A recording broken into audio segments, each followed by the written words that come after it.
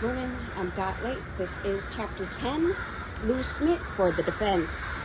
Ramsey attorneys continued to hold Boulder police investigators at bay, refusing to come to terms for a follow-up interview with the family and claiming that the department was centering the entire focus of their investigation on Patsy and John Ramsey.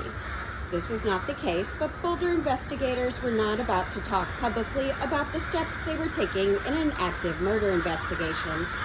The division between the district attorney's office and the police department had been widening, but Alex Hunter and Tom Kobe mutually agreed that it would help to bring an experienced homicide investigator into the fold. From there, however, the opinions diverged. Boulder Police wanted to bring retired Denver Police Homicide Division Chief Tom Haney on board. Haney retired from the Denver Police Department in January 1997 and was a longtime veteran of the department and had extensive experience in the Homicide Bureau. Hunter's crew wanted to hire retired Colorado Springs Detective Lou Smit. A devout Christian with an equally impressive resume, Smit was situated outside of the immediate Denver metro area and was not necessarily known to all of the law enforcement community in Boulder County. Hunter eventually prevailed, and Smit began his work at the DA's office in mid-March 1997. Smit was joined by Boulder County Sheriff's Department investigator Steve Ainsworth, and they were tasked with taking a look at the evidence in the case from the perspective of the defense team, a valuable strategy when you are trying to identify the weaknesses in a case that you might one day be prosecuting. Smit began in earnest, and it wasn't long before he had discontinued the involvement of a group of individuals in JonBenét's kidnapping and focused his efforts on proving that a single intruder, a violent pedophile, was responsible for the murder of this child. He pointed to the backyard and concealed gate of the train room window well, and thought this was an excellent location through which entry could be gained to the residence. Smudges in the dirt covering the exterior window well led Smit to believe that an intruder had used this location to enter and exit the home, and a scuff mark was located on the interior wall below the window, further bolstered his opinion on the matter. The odd placement of the Samsonite suitcase beneath the window well was not a key element necessary for the intruder's theory, for the intruder's entry into the home, but Smit felt that it was a critical piece of evidence that had assisted the intruder in their escape. Given its height above the train room window, and then there was the impression of the poon of the high-tech brand hiking boot found in the mold on the floor of the wine cellar next to where the body of JonBenet had been discovered. Sorry. Okay. Smit theorized that the impression had been made by the boot of the intruder when he had hidden JonBenet in the obscure and remote basement room. There's a picture of the cellar. A latent palm print had been identified and lifted by CSIs from the exterior side of the wine cellar door, and it had not yet been identified when Smit first joined the investigation. The question loomed, had this latent fingerprint been left by an intruder as well? It would take a couple of more months of work, but Smit would see similarities in some of the marks on JonBenét's face and back, and develop the theory that a stun gun had been used to silence her during the kidnapping. He reviewed the autopsy photographs of the murder victim, Gerald Boggs, who had been murdered in his Steamboat Springs, Colorado home in October of 1993 by his wife and a male accomplice/boyfriend. His wife, Jill Cott, would become known as the Black Widow. She had been married 11 times and not to 9 different men, and Boggs had been number 8. Hoyt and her boyfriend were eventually convicted of the murder and are currently serving terms of incarceration in the Colorado Departments of Corrections. Steamboat Springs investigators determined during their Steamboat Springs investigators determined during their investigation that Boggs had been beaten with a shovel, shocked with a stun gun, and had been shot with a .22 caliber pistol. The stun gun had been applied on the right side of his face, and electrical probes of a device making contact with his earlobe and his cheek. The discoloring mark on his earlobe looked strikingly similar to the orange-colored markings on JonBenét's neck. Smith theorized that a smaller red mark closer to her mouth accounted for the location of the second probe. It was difficult to determine the exact positioning of the stun gun probes on JonBenét's face. However, Smith turned to the twin abrasions on her back to test out his theory of the use of the device. These marks were described as abrasions by Dr. Meyer when he examined them during the autopsy and were much more distinct and easily measured. Smith and investigators from the Boulder County Sheriff's Department would later conduct a series of tests with a number of stun guns with the intention of bolstering the intruder theory. Smith sought the assistance of Dr. Michael Doberson, coroner of the Arapahoe County, who had been involved in the Boggs murder investigation. Dr. Doberson had used anesthetized pigs to test a stun gun found in a trunk of Coit's vehicle to determine if it matched the injuries observed on the body of Gerald Boggs. He provided critical testimony about his experiments during the Boggs trial, and some thought his observations were paramount in convincing the people responsible for his murder.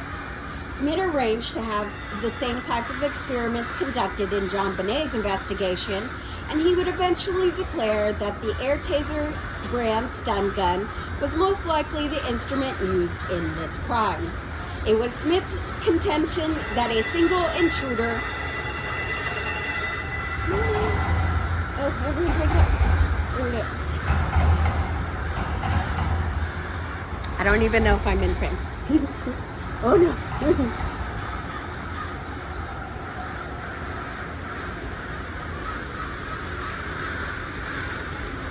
It was Smith's contention that a single intruder had entered the Ramsey home late on the night of Christmas and used the stun gun to render JonBenet unconscious. He then carried her downstairs to the basement and physically tortured and sexually assaulted her. It was his belief that a garrote had been repeatedly tightened and loosened over the course of the attack, and that the blow to her head came last almost at the time of her death.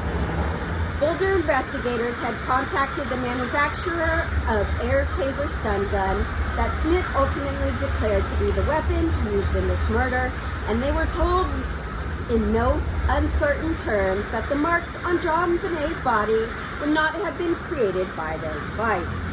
This did not deter Smith, who other investigators and attorneys in the DA's office, however, from holding tight to their belief into the intruder theory. Boulder Police Department investigators would find written materials in the Ramsey household that suggested John Ramsey may have been at one time researching the purchase of a stun gun and that he had owned one. Nothing ever came of this lead, however, and Smith continued to theorize that the marks of the stun gun found on JonBenet pointed to an intruder being involved in her death. He felt that the parents would have no need for a stun gun to control the silence of their daughter. Smith thought that the ransom note had been written before the death of JonBenet because it referred to her still being alive when the demand for the ransom was being made. He was aware that Ramsey's notepad and a pen from the kitchen had been used for the note, and he considered it possible that the intruder had actually crafted the note in the home on the night of the murder. From there, his opinion diverged from the other police investigators working the case.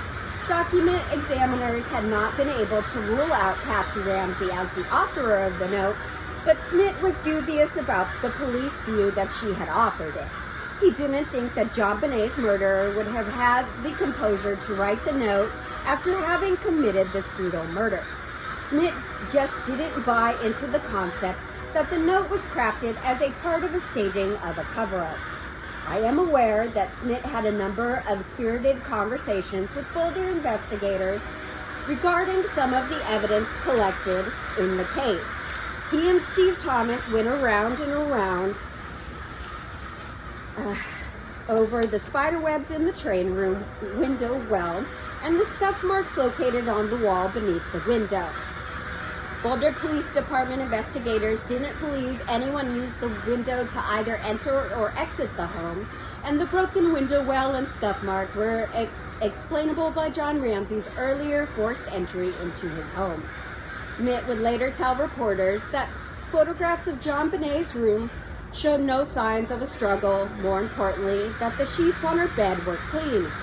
According to him, there was no sign of urine on the sheets and no evidence that she had wet her bed that night. It was his theory that there had been no struggle because the intruder had used a stun gun to silence or subdue JonBenet while she slept in her bed. Smith discontinued observations made by the investigators and CSIs who had processed the scene shortly after the murder.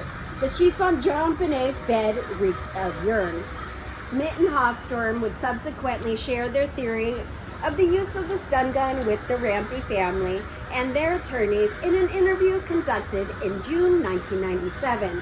Boulder Police Department investigators were noticeably absent, and the Ramsey team must have felt that the progress was finally being made in the search for their daughter's murderer. The evidence that Smith believed pointed to an intruder bitterly divided the detectives. He had only been on the job for 3 days before he opined that he didn't believe the parents were involved in the death of JonBenet. His reputation as a renowned criminal investigator was quickly dissolving in the eyes of Boulder Police Department investigators, and they could not understand how he was easily dismissing certain pieces of physical evidence. For Smith, he thought Boulder investigators were spending too much time focusing their efforts on the parents and not enough time looking for an outsider or intruder. He could find nothing that pointed to the family's involvement in the death of their daughter. His work and his theory would eventually amass a group of intruder believers in certain segments of the DA's office. The division would plague the progress of the investigation for years to come. This is Boulder Camera, April 28, 1997. Ramsey family ad again offers a $100,000 reward.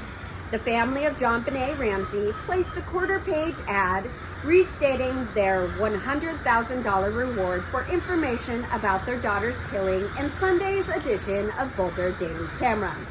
Next to a school picture showing the child beauty queen without makeup, the ad offers $100,000 for information leading to the arrest and conviction of the murder of JonBenet Ramsey.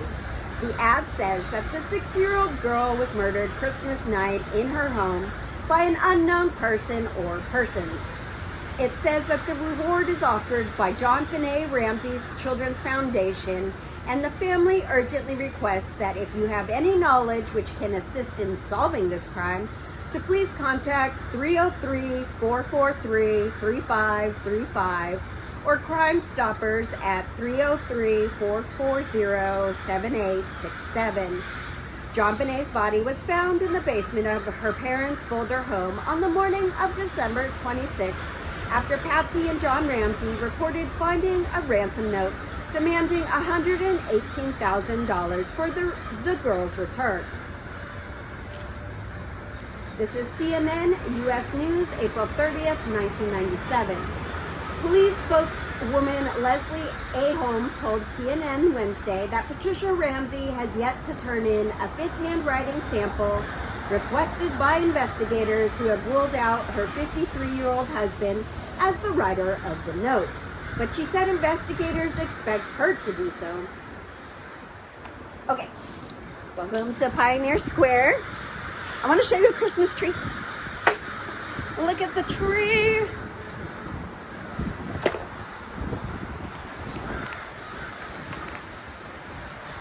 So yeah, this is Pioneer Square.